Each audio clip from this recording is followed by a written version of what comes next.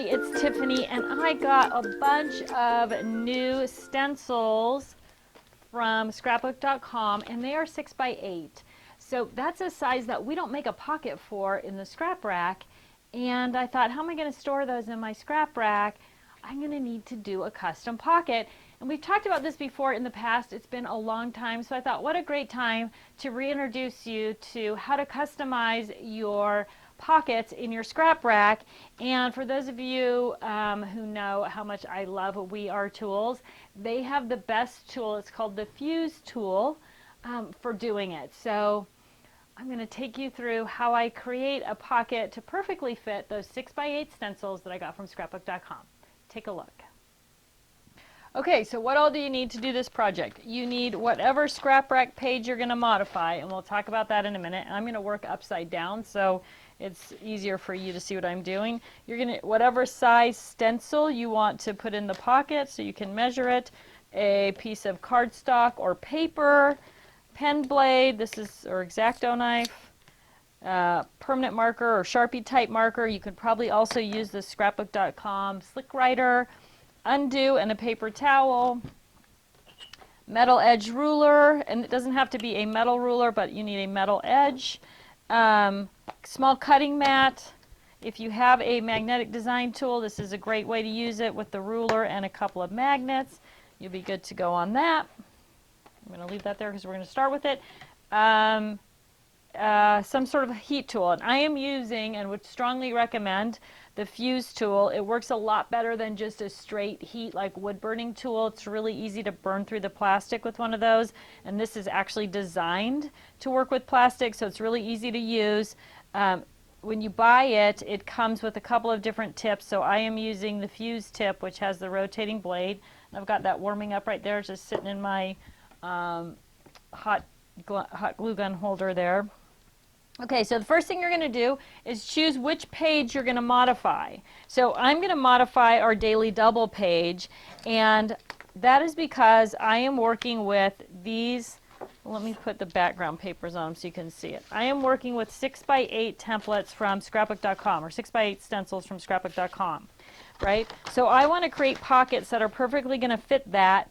And this page is really a good shape already because it already is 9.5 inches in this pocket. So the only reason I'm showing it to you with the paper in it is because when I show it to you when it's just plastic, it's difficult to see that what the lines of the pockets are. So I'm going to start with the ScrapRack Daily Double page, and then I created a template that matches. That's half the size of the pocket, right? So it's half the size of this pocket, which happens to be the perfect size for my stencils. So I'm just going to put this underneath here, and I'm going to line everything up. It's clear so I can see through it. I'm just going to line that up right there, and then I'm going to line up my ScrapRack page on top of it. And I'm going to use my magnets to hold it down. And actually, I'm going to draw a straight line across here. So once I get it kind of matched up, I'm going to use my magnets to hold it down. I'm going to use the long magnet right there. And then I'm going to pull it all right up to this line so that I lined it up at the bottom, and now I'm going to line it up straight at the top. And you see that template's moving with my... Okay, so now I've got a straight line to draw from here. It's still lined up here. I'm in great shape. Now I'm going to take my ruler, and I'm going to draw that straight line across using my Sharpie, and this is going to be the top of my pocket.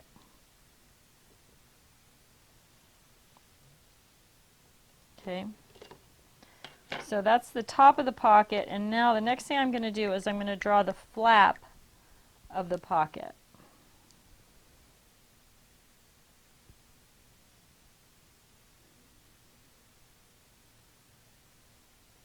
Now you want to cut the flap of the pocket before you, so there it is, that's what my page is going to look like, before you do anything else, because you need to be able to put that small cutting mat inside the pocket, line it up down the side so you can cut along the line that you drew.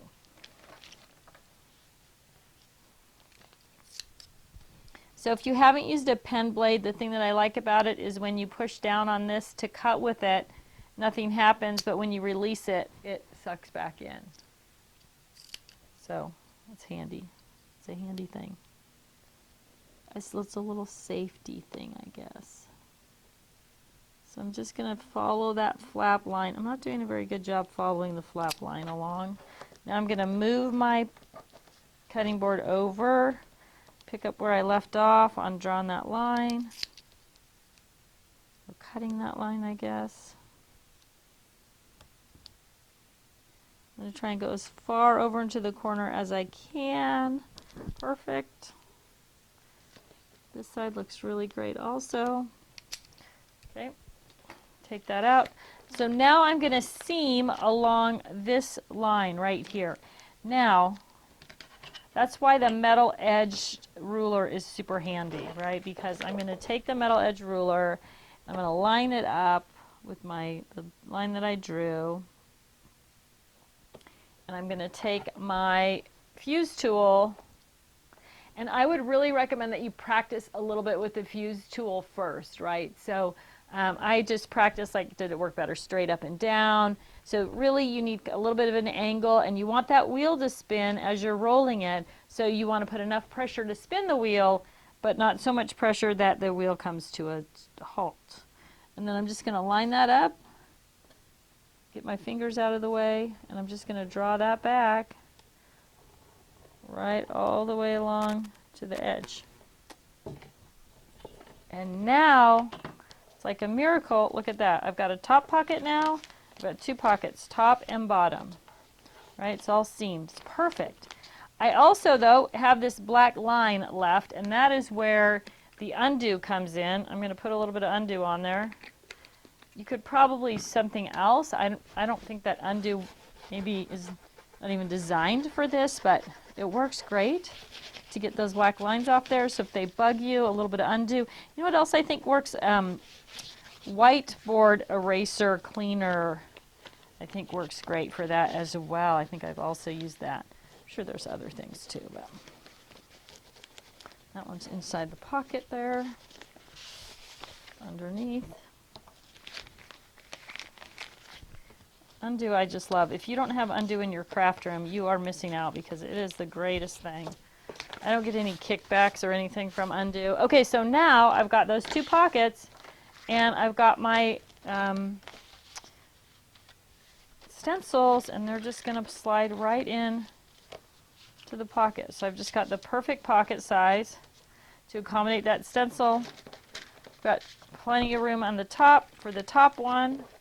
I can pull the flaps over the tops of them to hold them in, or I can tuck the flaps behind if I'm always working with that at home.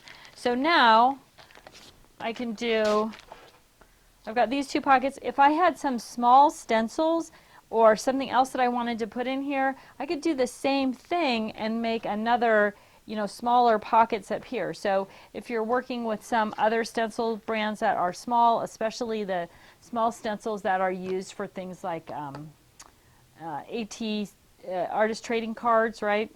Very popular size, or the small brass stencils, and you wanted to make smaller pockets, you could do that on this side as well. And that way you could keep a bunch of stencils on one page. So super easy, super fast way to totally modify your ScrapRack pages to accommodate whatever you're trying to store in them. Thanks so much for tuning in. I'll talk to you again soon.